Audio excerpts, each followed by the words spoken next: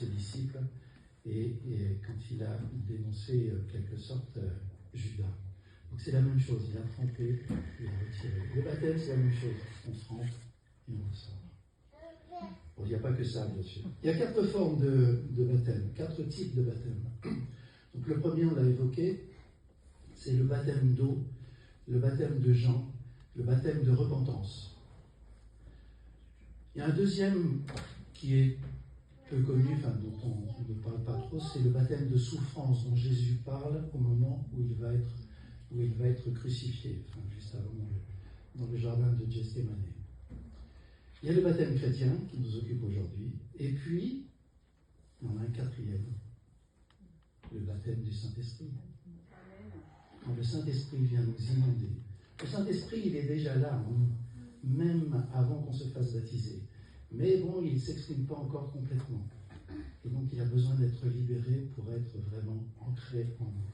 Ce quatrième baptême, c'est le baptême du Saint-Esprit. Le baptême chrétien, donc, c'est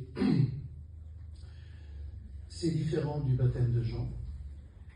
Il doit être fait au nom et par l'autorité du Dieu trinitaire, le Père, le Fils et le Saint-Esprit. C'est un commandement permanent de Jésus. Matthieu 28, on va voir un peu plus tard.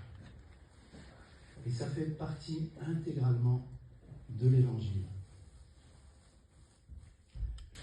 En se faisant baptiser lui-même, Jésus a établi une norme. Jésus n'a commis aucun péché, alors pourquoi le baptême de Jean? Et Jean lui a fait remarquer, et il répond, laisse-moi faire maintenant, car c'est convenable que les choses se passent ainsi. C'est donc ce qu'il convient de faire. Donc nous allons baptiser parce que cela convient de faire. C'est un exemple, mais c'est aussi une instruction à suivre. 1 Pierre 2.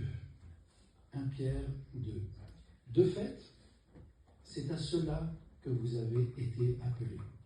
Parce que Christ aussi a souffert pour nous, vous laissant un exemple afin que vous suiviez ses traces. Comme je l'ai dit tout à l'heure, Jésus, c'est notre norme.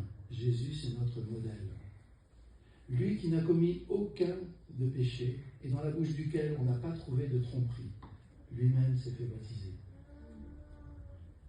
Ce qui confirme que pour l'exemple que Jésus s'est fait baptiser, non pas pour le pardon des péchés. Il n'en avait pas besoin. Nous, par contre, on en a souvent besoin. Donc il faut se faire baptiser régulièrement. Baptiser l'eau, la repentance, simplement.